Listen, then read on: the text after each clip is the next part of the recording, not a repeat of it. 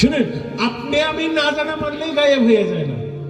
আপনার আমার জন্য গায়েব, আপনার আমার জন্য যা গায়েব সেটা হলো খুব ওপেন একটা ব্যাপার, খোলাসা একটা ব্যাপার আমার হাবিব বাবা শরীফ বাবার জন্য, কারণ ওনারা সেই সাধনা পার করে ফেলছে।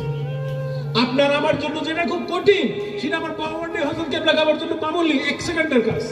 ঠিক, আপনি আমি পারছি না, আপনার আমার জন্য গায়েব, কিন্তু আল্লাহর ওলিদের জন্য গায়েব নয়, গাউসুল আজমের জন্য গায়েব নয়, সাহাবাদের জন্য গায়েব নয়, আমার রাসূল পাকের জন্য গায়েব নয়।